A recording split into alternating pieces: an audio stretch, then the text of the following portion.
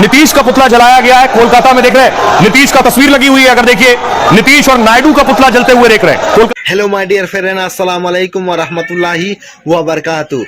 नीतीश कुमार के बड़े बड़े 7 मुस्लिम नेता ने इस्तीफा देकर नीतीश कुमार से अलग हो चुके हैं, उससे नाता तोड़ चुके हैं। वो नीतीश कुमार के जो साथ में जो थे, जो उसके नेता थे, उससे नाता तोड़ चुके हैं। क्यों तोड़ चुके हैं कि वक्फ बिल जो है, जो नीतीश कुमार ने उसके सपोर्ट में थे, तो इसलिए उसके ही विधायक लोग ने, जो मुस्लिम नेता जो थे, बड़े बड़े 7 मुस्लिम नेता ने इस्तीफा देकर नीतीश कुमार से अलग हो चुके हैं। अब देखना नीतीश कुमार पार्टी मारते हैं या नहीं, क्योंकि नीतीश कुमार पार्टी मारने में एक नंबर है। आप सबको मालूम है कि नीतीश कुमार बहुत जल्दी पार्टी में मारते हैं।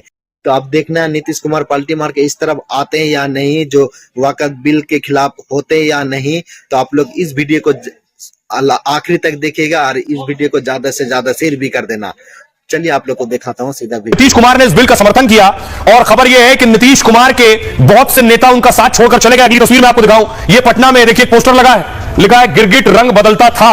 और नीतीश कुमार को देखिए आरएसएस की यूनिफॉर्म में फोटो लगा है, कोई आरिफ जिलानी है आरजेडी के नेता, उन्होंने पोस्टर लगाया नीतीश के खिलाफ। अगली तस्वीर देखिए, यह नीतीश का पुतला जलाया गया है कोलकाता में। देख रहे हैं नीतीश का तस्वीर लगी हुई है, अगर देखिए नीतीश और नायडू का पुतला जलते हुए देख रहे हैं। कोलकाता की तस्वीर है।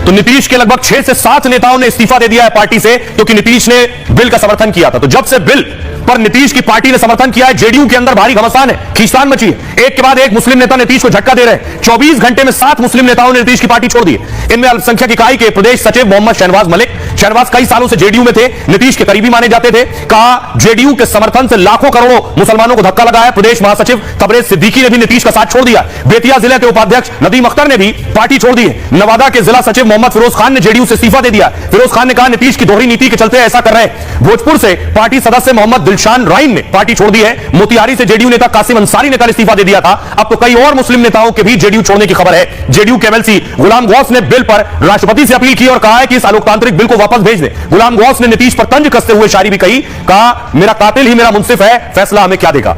आइए आपको सुनवाता हूं, सुनिए जरा नीतीश कुमार के उन नेताओं को जिन्होंने पार्टी छोड़ दी है, क्या कह रहे हैं। कभी इस देश में बागी आदमी के मर जाए, कभी घर वापसी, कभी 3 तलाक हो जाती, कभी सीए, कभी मौत मिलती, कभी 370 के मुसलमानों को निशाने बनाया जाता है। भारी नेता है जेडीयू के, और 2020 के चुनाव में पतंग चुनाव चिन्ह पर चुनाव लड़े थे, 499 वोट आया था। भारी नेता है, और आरजेडी के लोग भारी नेता है। उनको वक्त वोट समझ ही में नहीं आता है, तो उनको कौन समझाएगा। पार्टी अलग होकर के पार्टी बनाए थे, तो ये पार्टी में जो लोग हैं पार्टी के साथ, जिसको हम लोग नहीं जानते हैं कि हमारे पार्टी में है, उसको भी पता नहीं कहां उठा के ले आता है। गैर भाजपा शासित प्रदेश में कौन ऐसा राज्य है जिसने बजटीय आवंटन किया हो। हमने 110 करोड़ रुपया वक्त विकास बोर्ड के लिए दिया, तो वक्त का विकास करिएगा नहीं, मंदिर का विकास करिएगा नहीं, और केवल जज्बात फैला करके वोट की चिंता करिएगा। हम वोटर की चिंता करते हैं। तो स्थिति है, अब नीतीश कुमार जी के हाथ में जदयू नहीं है। आप समझिए, जदयू कहीं और शिफ्ट कर चुका है, जो बीजेपी की पूरी आइडियोलॉजी उनके साथ है। वही आखिर में जाते जाते असदुद्दीन ओवैसी से एक सवाल। ओवैसी साहब, अब आपकी आगे की तैयारी क्या है, क्या करेंगे आप। बोर्ड जो है हिंदू एंडोमेंट बोर्ड की तरह, जैन एंडोमेंट बोर्ड की तरह, क्रिश्चियन रिलीजियस चैरिटीज की तरह एक प्योर रिलीजियस इंस्टीट्यूशन है, प्योर रिलीजियस। अच्छा, ये कानून जो है वो तो क्रिश्चियन धर्म का, गवर्नमेंट ऑफ इंडिया का कानून नहीं है उनके पास।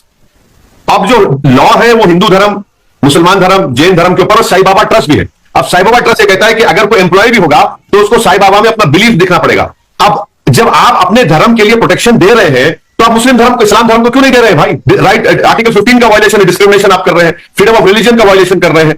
और अगर किसी की प्रॉपर्टी पर कब्जा हुआ है, जैसा आप बोल रहे हैं, तो उसको इख्तियार है, आप ट्राइब्यूनल जाइए, कोर्ट जाइए। अच्छा, और आखिरी बात मैं आपको समझा रहा हूं, आपके समझने के लिए और आपके दर्शकों के लिए, कोई भी प्रॉपर्टी वक्फ कैसा होती है। अगर मिसाल के तौर पर मैं अपनी प्रॉपर्टी दे रहा हूं, तो मैं वक्फ बोर्ड को लिखता हूं, वक्फ बोर्ड सर्वे कमिश्नर को, जो अब गवर्नमेंट ने सर्वे कमिश्नर को निकाल दिया, जो कलेक्टर से बड़ा है, वो इंक्वायरी करने से पहले नोटिस देता है कि भाई ये प्रॉपर्टी इनकी है नहीं है, हम सर्वे कर रहे हैं। सर्वे करने के बाद अगर वो कहता है कि प्रॉपर्टी मेरी है, तो चीफ सेक्रेटरी को लेटर लिखकर chief secretary gazette notification issue करती है, वो वक्फ प्रॉपर्टी बनती है।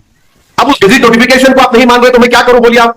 उत्तर प्रदेश में तो योगी सरकार गजट नोटिफिकेशन को भी नकार दे रही है।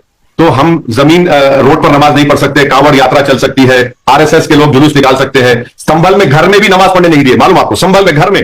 तो आगे की जो भी पॉलिसी होगी, all India Muslim personal law board meeting करेगा, हमारे प्रेसिडेंट साहब मौलाना खालिद सैफुल्लाह रहमानी और तमाम लोग बैठेंगे, प्रोटेस्ट करेंगे। ये काला कानून है, ये वक्फ को बचाने के लिए नहीं है, वक्फ को बर्बाद करने के लिए लाया गया है। मुसलमानों से उनकी मस्जिद, दरगाह, खानका, बल्कि डायरेक्ट अटैक है मुसलमानों के ऊपर, जी। उनके ऊपर हमला है, उनकी तमाम मजहबी चीजों को छीनने के लिए। जी, बहुत बहुत शुक्रिया इस तमाम बातचीत के लिए। तो असदुद्दीन ओवैसी कह रहे हैं, आप लोग को क्या लगता है कि नीतीश कुमार आपस से पलटी मारेंगे? अपना अपना राय जरूर इस कमेंट बॉक्स में लिखिएगा। अस्सलाम वालेकुम व रहमतुल्लाहि व बरकातुहू।